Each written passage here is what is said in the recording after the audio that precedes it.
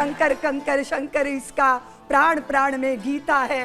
जीवन की धड़कन रामायण पग पग पर बनी पुनीता है। यदि राम नहीं है श्वासों में तो जीवन का घट रीता है। नर नार श्री पुरुषोत्तम का हम मंदिर भव्य बनाएंगे। सौगंध राम की खाते हैं हम मंदिर वही बनाएंगे। लोकसभा बासंती चोला पहन के जिस दिन आएगी, गली गली मेरे भारत की वृंदावन बन जाएगी। काशी मथुरा और अयोध्या ने एक साथ ललकारा है, कहो गर्व से हम हिंदू हैं, हिंदुस्तान हमारा। और ये रामोत्सव नहीं है सुशांत जी, राष्ट्र का उत्सव है। ये 500 साल बाद खुल के जीने का अवसर आया है। और राम जी नहीं आ रहे सुशांत जी, राम राम सबके जन जन के चित्त में। मेरे राम का राम महल बन रहा है ना सुशांत जी, मुझे मंदिर कहना अच्छा नहीं लग रहा, और राम महल बन रहा है ना, तो पत्थर पत्थर हम हैं, हम सब हैं। और जब राम जी का चिंतन करेंगे, संस्कार हैं कि राष्ट्र हित सर्वोपरि है, और राष्ट्र तो बिना राम के नहीं हो सकता। राम हमारी मति, हमारी गति, हमारी भक्ति, राम हमारा कर्म, हमारा धर्म। बिना राम के आदर्शों का चरमोत्कर्ष कहाँ है, और बिना राम के भारत भर में भारतवर्ष कहाँ है।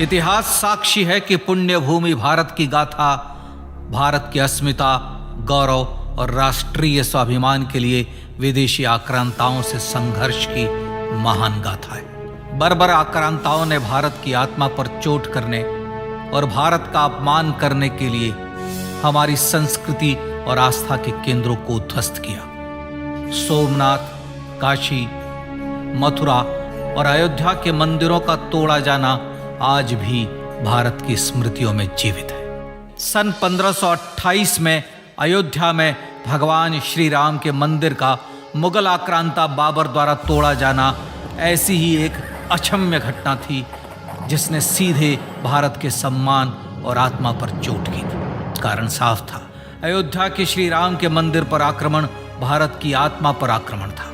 जहां हर भारतीय के रोम रोम में राम बसते हैं, वह भारत यह अपमान कैसे सहता। राम मंदिर पर आक्रमण भारत को आहत कर गया था। विदेशी हमलावर अपनी बर्बरता दिखाते गए और भारत अपने आत्मगौरव को फिर से पाने के लिए संघर्ष करता रहा।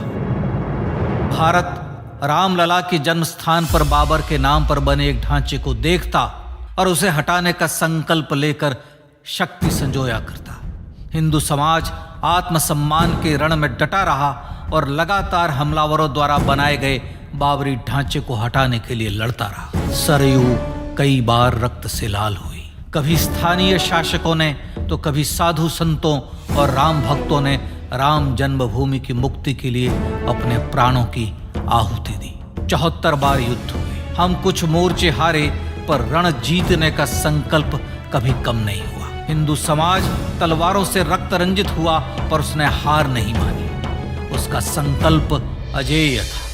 15 अगस्त 1947 को देश की आजादी के साथ सैकड़ों सालों से चले आ रहे इस संघर्ष में नई ऊर्जा और एक नया मोड़ आया। अचानक 23 दिसंबर 1949 को बाबरी ढांचे में श्री राम लला प्रकट हुए। हजारों राम भक्त दर्शन के लिए उमड़ पड़े। तत्कालीन प्रधानमंत्री पंडित जवाहरलाल नेहरू ने उत्तर प्रदेश सरकार को श्री राम लला को विवादित ढांचे से हटाने का आदेश दिया। उत्तर प्रदेश सरकार ने अयोध्या के कलेक्टर को यह काम दिया और यह निर्देश भी कि जरूरत पड़ने पर वे बल का प्रयोग भी करें। अयोध्या के कलेक्टर ने सरकार को उत्तर दिया कि यह नरसंहार के बिना संभव नहीं है, और फिर भी वह ऐसा चाहती है तो किसी दूसरे कलेक्टर से यह काम करवा ले। परिणाम स्वरूप रामलला की मूर्ति वहीं विराजमान रही। विवादित ढांचे को बंद कर दिया गया। केवल पुजारी को सेवा अर्चना के लिए भीतर जाने की अनुमति थी। फिर भी राम भक्त विवादित ढांचे के बाहर से प्रभु श्री राम की आराधना करते रहे। भारत के हिंदू समाज के लिए चुनौतियां और बढ़ गई। मामला अदालत में गया। विपक्षी दलों द्वारा अदालत में भगवान श्री राम के अस्तित्व पर सवाल उठाए गए। उनके अयोध्या में ही जन्म लेने का प्रमाण मांगा गया। भारत का जनमानस अब आहत हो उठा था। आजाद भारत में भी हिंदू समाज को अपनी आस्था और श्रद्धा के लिए संघर्ष करना पड़ रहा था। चुनौतियों के इस समय में सन 1984 में विज्ञान भवन दिल्ली में विश्व हिंदू परिषद ने धर्म संसद का आयोजन किया। इस संसद में देश भर के संतों ने राम जन्मभूमि की मुक्ति के लिए आह्वान किया और राम जन्मभूमि मुक्ति यज्ञ समिति का गठन किया। धर्म संसद ने राम जन्मभूमि की मुक्ति और वहां भगवान श्री राम के भव्य मंदिर बनाने के भारत के जनमानस के संकल्प को फिर से दोहराया। विश्व हिंदू परिषद के नेतृत्व में मंदिर निर्माण के लिए पूरे देश में अभूतपूर्व आंदोलन की शुरुआत हुई। श्री राम जन्मस्थली मुक्ति यज्ञ समिति के साथ देश भर में राम जानकी की रथ यात्राएं निकली। राम लीलाओं में राम कथा के माध्यम से भारत का आम जन फिर से जुटा। अब सबके मन में एक ही प्रण था, एक ही लक्ष्य था, अयोध्या में जन्मभूमि पर भगवान श्री राम के भव्य मंदिर का निर्माण। सन 1989 में विश्व हिंदू परिषद द्वारा गांव-गांव से रामशिला पूजन करके अयोध्या भेजी गई। 2,75,000 गांवों से रामशिलाएं अयोध्या पहुंची। भव्य राम मंदिर के शिलान्यास का निर्णय हुआ। पूज्य संत महात्माओं और हिंदू समाज के अन्य प्रमुख नेताओं के निर्णय के अनुसार अनुसूचित जाति के प्रमुख नेता श्री कामेश्वर चौपाल ने 9 नवंबर 1989 को मंदिर निर्माण का पहला पत्थर रखा। राम जन्मभूमि पर मंदिर निर्माण के लक्ष्य की पूर्ति के लिए सन 1990 में सोमनाथ से अयोध्या के लिए श्री लाल कृष्ण आडवाणी ने रथ यात्रा की शुरुआत की। देश में जन भावनाओं का ज्वार उमड़ने लगा। श्री लाल कृष्ण आडवाणी के रथ यात्रा के साथ साथ मंदिर के लिए जन समर्थन बढ़ने लगा और छद्म सेकुलरवाद बेनकाब होने लगा। इस जन आंदोलन को रोकने की तमाम कोशिशें हुई पर सब व्यर्थ हुई। विश्व हिंदू परिषद ने देशवासियों से अयोध्या में जन्मभूमि पर मंदिर निर्माण के लिए 30 अक्टूबर और 1 नवंबर 1990 को कार सेवा का आह्वान किया। परिणाम स्वरूप लाखों राम भक्त कार सेवा के लिए देश के कोने कोने से अयोध्या आए। इससे देश की एकात्मता का विराट दर्शन हुआ। कार सेवकों को रोकने के लिए उत्तर प्रदेश के तत्कालीन मुख्यमंत्री श्री मुलायम सिंह यादव ने अयोध्या में परिंदे को भी पर न मारने देने की घोषणा की। स्थितियां गंभीर हो गई। अयोध्या से 100-100, 200 किलोमीटर दूर रेलगाड़ियां रोक दी गई। अयोध्या युद्ध भूमि बना दी गई। मार्ग बंद, रेल बंद, चप्पे चप्पे पर पुलिस। अयोध्या सैनिक छावनी में बदल गई। राम नाम पर ऐसी पाबंदी कि अर्थी ले जा रहे लोगों तक को रोका गया क्योंकि वे राम नाम सत्य कह रहे थे। लेकिन सैकड़ों किलोमीटर की यात्रा कर कार सेवक अयोध्या पहुंचने लगे। राम के गीत गाते, होठों पर हंसी और पांव में छाले लिए राम काज के लिए राम भक्त देश विदेश से अयोध्या पहुंच ही गए। कार सेवकों पर गोलियां चली। अनेक कार सेवक शहीद हुए। आजाद भारत में जन्मभूमि पर राम मंदिर के लिए कार सेवकों ने फिर एक बार अपना बलिदान दिया, पर कार सेवकों ने विवादित ढांचे पर भगवा फहरा ही दिया और इस तरह कार सेवा सफल हुई। श्री राम जन्मभूमि आंदोलन ने भारत की सुप्त आत्मा को झकझोर कर जगा दिया था। विश्व हिंदू परिषद ने फिर एक बार 6 दिसंबर 1992 को कार सेवा का आह्वान किया। राम भक्तों को कार सेवा करने देने के लिए अदालत में प्रार्थना की गई, पर अदालत ने कोई निर्णय नहीं दिया। परिणाम स्वरूप बौद्ध, जैन, सिख, स्वामीनारायण संप्रदाय, गायत्री परिवार, हर पंथ मत विचार के हिंदू एकत्र हो गए। छूत अछूत का भेद मिटा, जाति की पहचान मिटी। हम सब हिंदू, हम सब सिंधु बन गए। राम सिंधु में ज्वार उठा और देखते ही देखते 6 दिसंबर 1992 को श्री राम जन्मभूमि से बाबरी ढांचा सदा के लिए हट गया।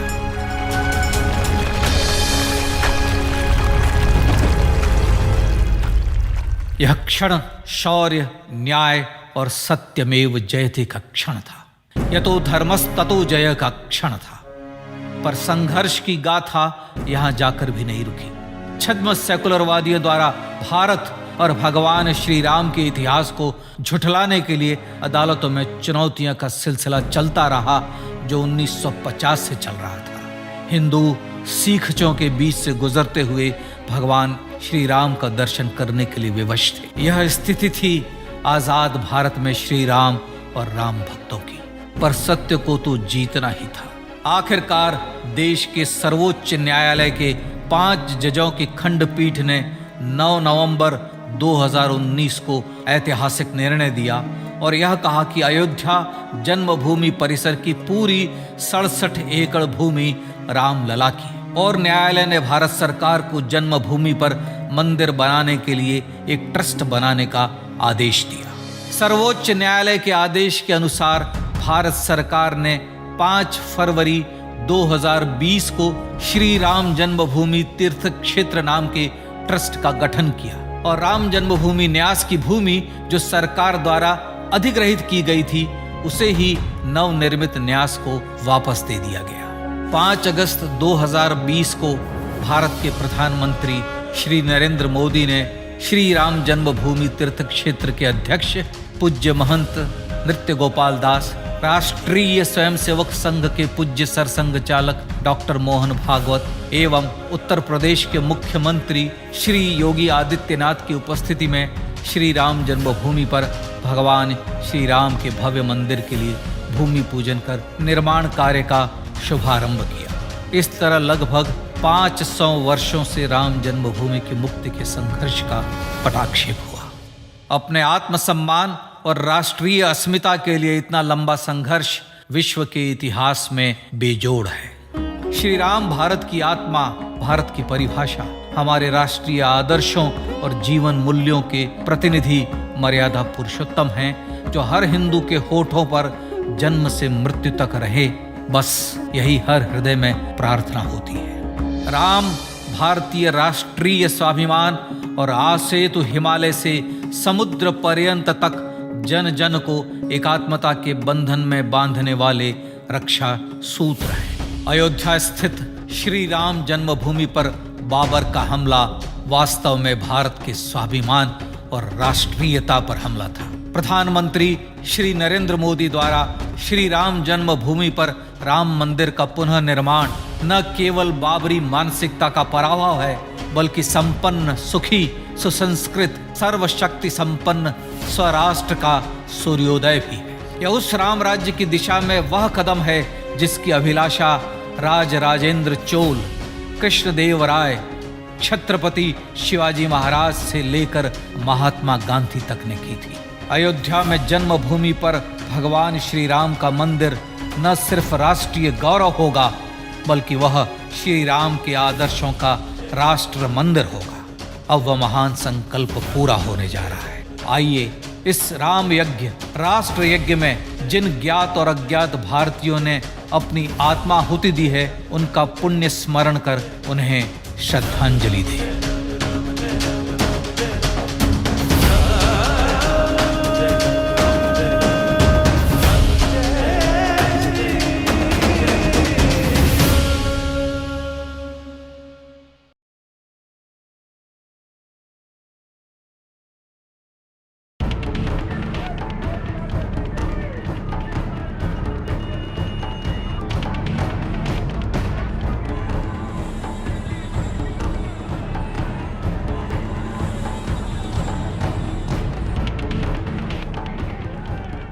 ये जो रथ है, लोक रथ है, जनता का रथ है, जो सोमनाथ से चला है और जिसने मन में संकल्प किया हुआ है कि 30 अक्टूबर को वहां पर पहुंच करके कार सेवा करेंगे और मंदिर वहीं बनाएंगे, उसको कौन रोकेगा?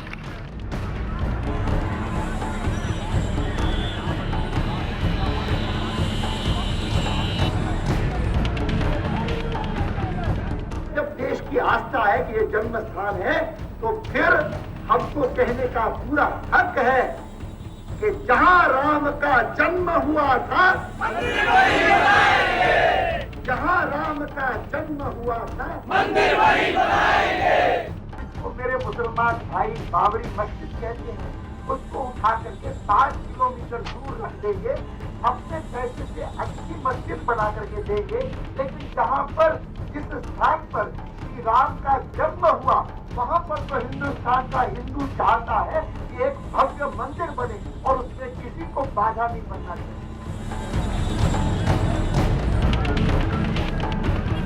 बाबर ने जो एक बार मंदिर को समाप्त करके यहाँ पर ढांचा खड़ा किया था, वैसे ही हमारे प्रधानमंत्री यदि सोचते हैं वो दूसरे बाबर बन करके फिर यहाँ पर मस्जिद बनाएंगे,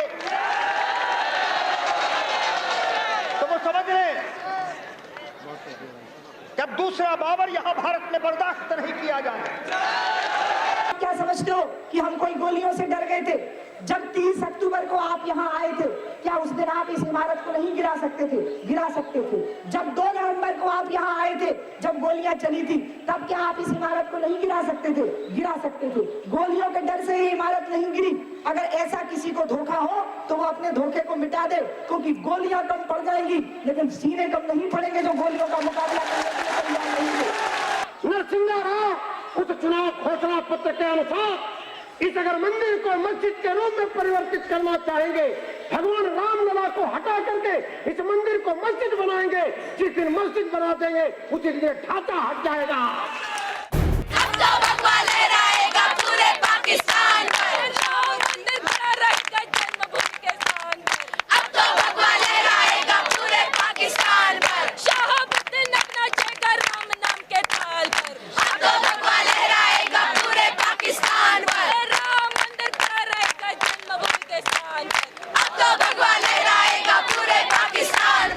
हमारा कोर्ट से कोई मतलब नहीं है। आप कोर्ट की बात क्यों बीच में ला रहे हैं आप लोग? हमने कहा है कोर्ट का जो यहाँ पर निर्णय आने वाला है वो हमसे उससे अप्रभावित है। पट्टी नहीं सरकाएंगे, राजा तोड़ के जाएंगे। पट्टी नहीं सरकाएंगे, राजा तोड़ के जाएंगे।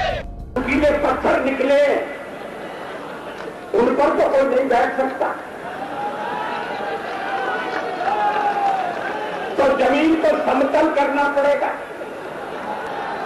बैठने लायक बनाना पड़ेगा। आज इस ढांचे को गिराना, आज पक्का गिरा लेंगे। पक्का गिराने के उद्देश्य से तो हम लोग आए हैं।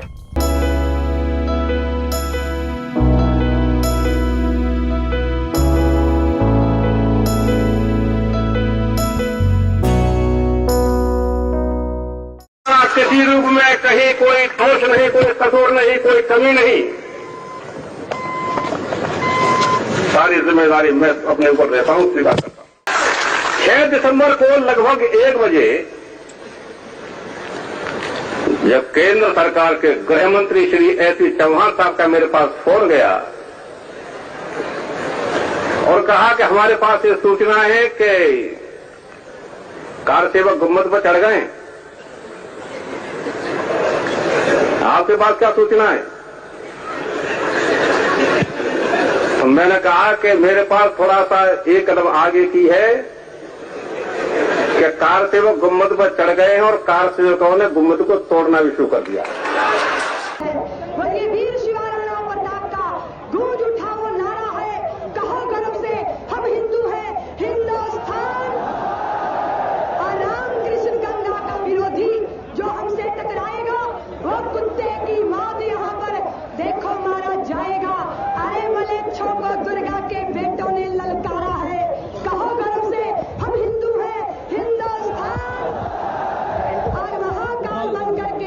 दुश्मन से टकराए।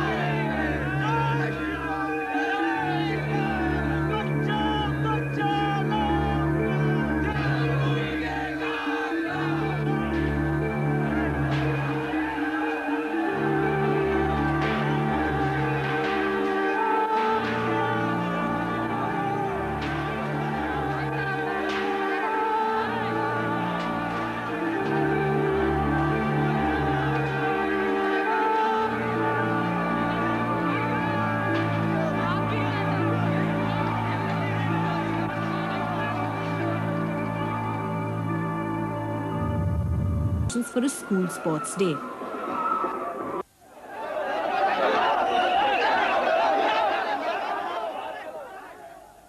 By 9:30, the confusion near the rope barricades was getting worse, and hundreds of car sevaks threatened the police cordon. However, the RSS Sanchalaks appeared to cooperate with the police, and the situation still seemed under control.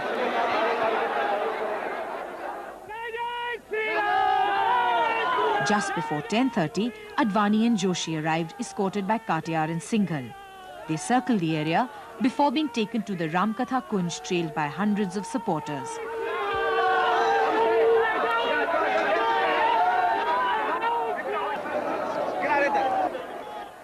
About 11:45, a group of conspicuous men with yellow bands on their foreheads ran in a single file towards the besieged policemen.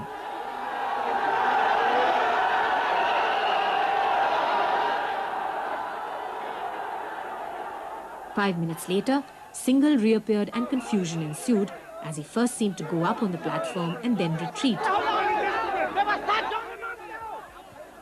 He vainly tried to address some car sevaks before departing.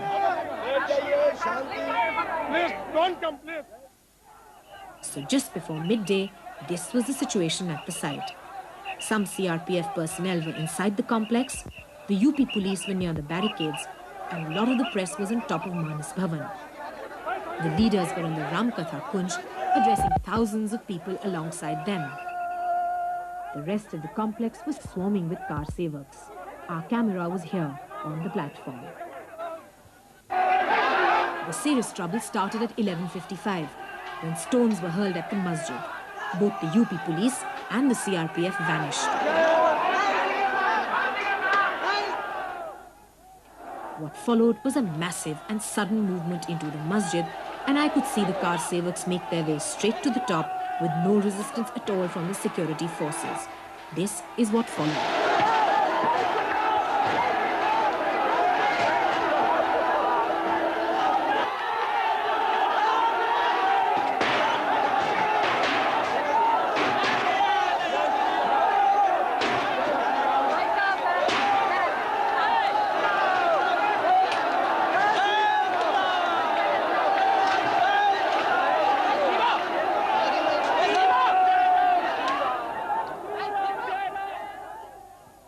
It was at this point that the eyewitness team was attacked by the car sevaks, who were in no mood to allow the demolition to be filmed.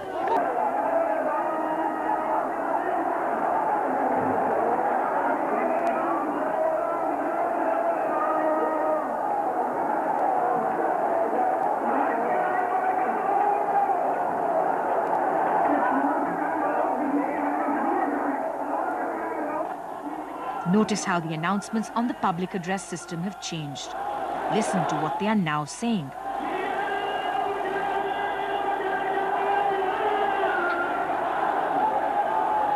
Or howling and clapping with glee.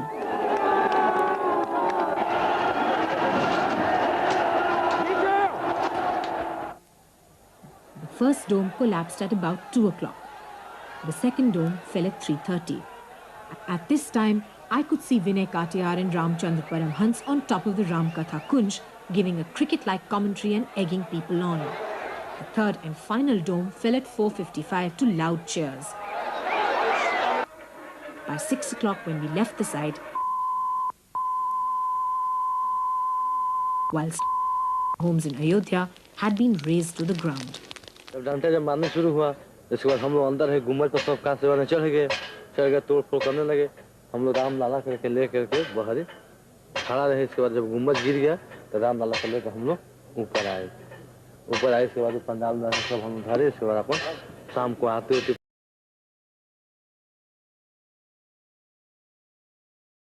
were to the west of the Babri Masjid and one to the south of the Babri Masjid. And our trenches were hardly 2 meters away from the outer wall of the Babri Masjid. So in fact almost touching it. Now here is a photograph of the mosque and the trench on this western side. This is the wall of the mosque. This is of course the peripheral wall, a sort of retaining wall. Now from here downwards we have different levels. Say the early medieval levels, the Gupta levels, Kushan levels, Shunga levels, and further to the 3rd, 4th century BC. In the deep trench here, which you cannot see right now, we went further down about 7 or 8 feet, and in the lowest levels in this trench, we found material such like the northern black polished ware and other things, which go back to about 700 before Christ. This is the lowest deposit, and this probably is the time of Lord Ram, because similar evidence comes from other places like Shrangverpur, Bharadwaj Ashram, Chitrakoot, which are associated with the Ram story. As we went about 25 to 30 centimeters below it, we came across a series of pillars. You can see 1, 2, 3, and this one is gone. Another row can be seen sticking out of the section. Now these brick bases are likely to have carried the stone pillars that you now see in the mosque. These are oriented along the cardinal directions, that is north, south and east, west. Likewise, in the mosque, you see these pillars, they are also oriented along the cardinal direction, east, west and north, south. These pillars carry typical Hindu motifs which are found on the pillars in temples. There are sculptures also on them, and stylistically these pillars are datable to a period around 1100 AD. So there is enough circumstantial evidence to connect these stone pillars with the bases which we saw in the previous photograph, brick bases found in the excavation. And if further work is done, there is every chance of getting more evidence from underneath the mosque, which will show the connection of these pillars, pillar bases and the actual pillars. The distance also is of importance, which is more or less the same. Now you see this stone pillar. The base here is slightly smaller than the base that you have of this brick foundation, and this is as it ought to be, because normally for the sake of strength you have got a much wider base than the base of the actual pillar. We took very close pictures of the 14 pillars of the temple which exist still in the mosque complex. These sculptures belong to 11th century AD. It was therefore clear to us that the yakshas which carry the kalasha or Purnaghata, the Dwarapala having a trident or trishul in one hand, all go to prove that here was a temple that existed from 11th century through the 15th century AD. Excavation करते हैं हम लोग, excavation के पहले जो हम लोग जो ना एक्सप्लोरेशन कर लेते हैं, उसको कंटेक्चुअलाइज करने के लिए जो हम खोदने जा रहे हैं उसके चारों तरफ क्या चीज मिलने जा रहे हैं। तो हम लोग जो ना अंदर जाने के लिए, मस्जिद के अंदर जाने के लिए कोशिश किया, तो वहाँ एक पुलिस वाला, तो उन्होंने कहा ये बंद है, ये खोल नहीं सकते। तो हम लोगों ने कहा कि हमको इन कंट्रोवर्सी से कोई मतलब नहीं, हम तो खुदाई करने वाले हैं। तो उन्होंने ओपन कर लिया। तो हम अंदर जाके देखा तो ये मस्जिद का जो पिलर्स जितने भी थे, जिसके ऊपर ये एक मस्जिद खड़ा था, वो सब जो ना मंदिर के पिलर्स थे। फिर प्रोफेसर बीबी लाल साहब ने उसके पीछे के साइड में, जो मस्जिद का जो मेहराब वेस्टर्न साइड में मेहराब रहते, उसके पीछे के साइड जब एक्सकेवेशन किया तो पिलर बेसिस मिल गया। यहाँ तो पूरा पिलर मिला था, वो पिलर बेसिस बाहर में मिला। एंड देन सदर्न साइड में जब एक्सकवेशन किया वहां पर भी मिला। और ये पिलर बेसिस जितने भी है वो पिलर को आगे वाले पिलर जो है उसको खड़े करने के लिए था। You have to have a firm ground for that one. फिर वहां से बहुत सारे जो मूर्तियां मिलना शुरू हुए, टेराकोटा का मूर्तियां मिल गया। तो अगर वो नीचे से मस्जिद के नीचे के एरिया से, तो हम लोग इस नतीजे पे पहुंचे यहाँ इसके पहले एक मंदिर था और उसको जो है ना तोड़ के या टूटा हुआ होगा तो उसको रीयूज करके ये मस्जिद बनाया। जब दोबारा एक्सकवेशन किया हम लोगों को जो ना पहले 12 पिलर्स मिले थे, मोर देन 50 पिलर्स की जो ना बेसिस मिल गया नीचे से, more than 50 pillars and that too in 17 rows में, 17 रोस में पूरे की पूरा मिला। और उसके बाद जो ना फिर बहुत सारे जो ना terracotta this one I mean idols मिले वहां से।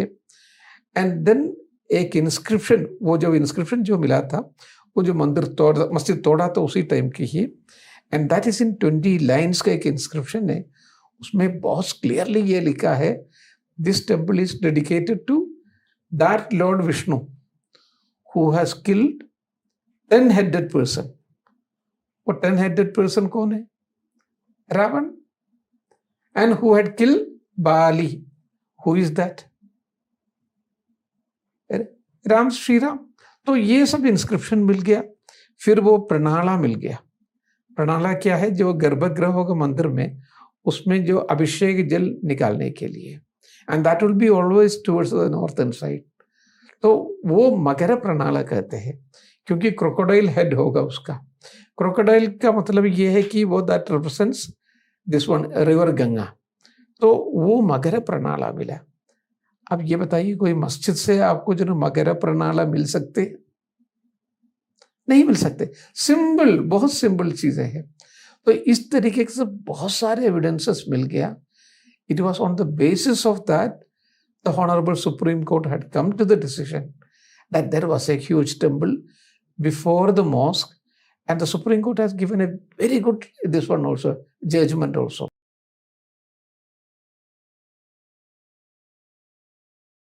लाठीचार्ज कीजिए, मार डालिए, हम नहीं जाएंगे, आप गोली चलाइए।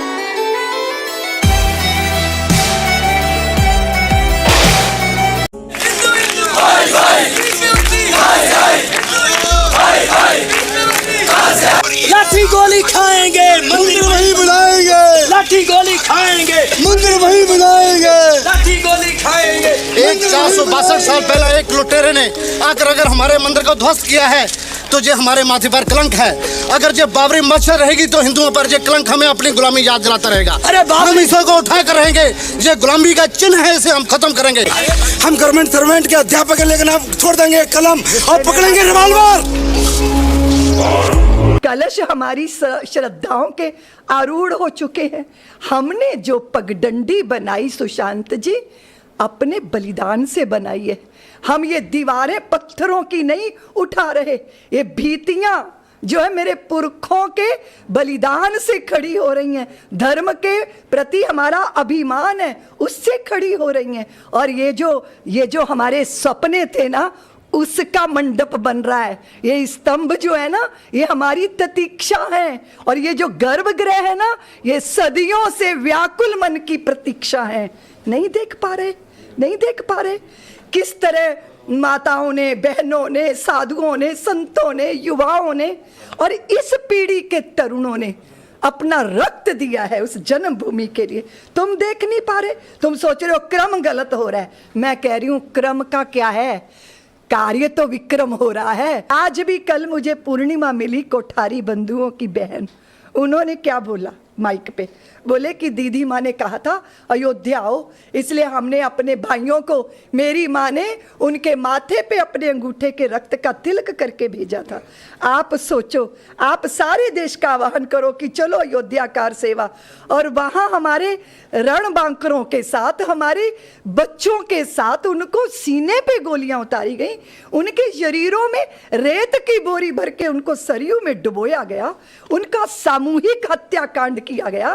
कैसा लगता होगा सुशांत जी, जिस व्यक्ति ने आह्वान किया हो और वहां ये हो जाए, तो उसके हृदय का अपराध बोध हिमालय से बड़ा होगा कि नहीं? हम उसी हिमालय जितने अपराध बोध से दबे हुए थे सुशांत जी। चित्त रोता था, आंसू जल के नहीं होते थे, खून के होते थे। लगता था इतना बड़ा कांड, कितनी सारी स्त्रियों की सिंदूर मांग जो है सिंदूर से वंचित हो गए। देवियों ने, बहनों ने अपनी रक्षा सूत्र किसके कलाइयों में बांधेंगी? माताओं ने अपनी कोख के लाल न्योछावर। लोगों के लिए ये राजनीति है? राजनीति के लिए कोई अपने आप को न्योछावर नहीं करता सुशांत जी। वो राघव के रणंजय थे, वो माधव के धनंजय थे। वो 500 साल की हमारी दुर्व्यवस्था के बीच में कुछ अच्छा हो जाए, इसके लिए अपने को आहूत कर गए। बस वो अपराध बोध हृदय के अंदर, वो ऐसी वेदना थी सुशांत जी। और जिस दिन निर्णय आया उस दिन मैंने अपने साथियों से कहा, मेरे पास पानी रख दो, अगर विपरीत आया तो मैं जी नहीं पाऊंगी, और अगर पक्ष में आया तो मैं उस आनंद को झेल नहीं पाऊंगी। और जब वो निर्णय आया सुशांत जी, हृदय का सारा अपराध बोध लगा कि अब बलिदान सार्थक हो गया, लगा अब प्रतीक्षा सार्थक हो गई, लगा मेरे पुरखों का तप सार्थक हो गया, ये लगा कार सेवकों की जवानियां और तरुणाइयां सार्थक हो गई, क्योंकि अब हम मंदिर बना पाएंगे। इसीलिए वेदना हृदय की होती है सुशांत जी। लोगों के लिए मजाक होगा, लोगों के लिए राजनीति होगी। मैं कहती हूँ पक्ष विपक्ष दोनों राजनीति कर रहे होंगे, पर राम भक्तों के हृदय में कोई राजनीति नहीं है। वो अपने राम जी को सम्मानजनक जगह पे बिठाना चाहते हैं जी। हम परायों से अपमानित नहीं है। वो घर के चिराग घर को जब आग लगाते हैं तब बुरा लगता है। राम के होने का प्रमाण मांगते हैं तो अच्छा नहीं लगता। राजनीति तो बहुत बातों पे की जा सकती है ना सुशांत जी, पर आप हमारे बच्चों की लाशों जी, हम परायों से अपमानित नहीं है। वो घर के चिराग घर को जब आग लगाते हैं तब बुरा लगता है। राम के होने का प्रमाण मांगते हैं तो अच्छा नहीं लगता। राजनीति तो बहुत बातों पे की जा सकती है ना सुशांत जी, पर आप हमारे बच्चों की लाशों पे राजनीति तो नहीं कर सकते। उन हत्थों के साथ तो ऐसा बर्ताव नहीं कर सकते। पर ये होगा, लेकिन उसके पीछे एक ही चीज है सुशांत जी। मैं आज भी समाज को कहती हूँ कि एक साथ मुट्ठी से बंधना, अपने लक्ष्य के प्रति सन्नद्ध रहना। अगर हम एक नहीं है तो हमारा सब मजाक उड़ाएंगे, हम हंसी के पात्र सदैव बनेंगे।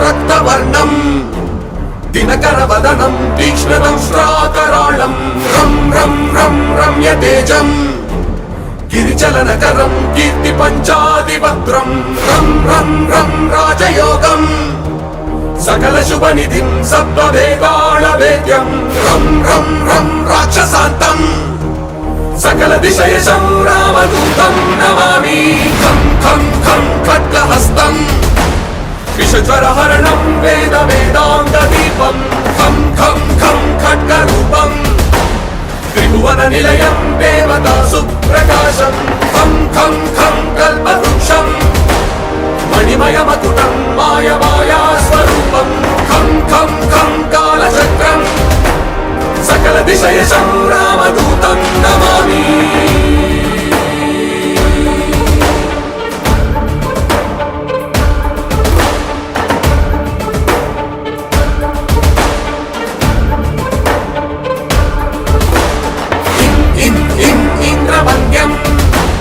जलनिधिकलनं सौम्य साम्राज्यलाभं इं इं इं सिद्धियोगं रतजनसदयम् आर्यपूजाचिताङ्गम् इं इं इं सिंहनादम् अमृतकरतलम् आदि अन्त्यप्रकाशम् इं इं इं चित्स्वरूपं सकलदिशयशं रामदूतं नमामि।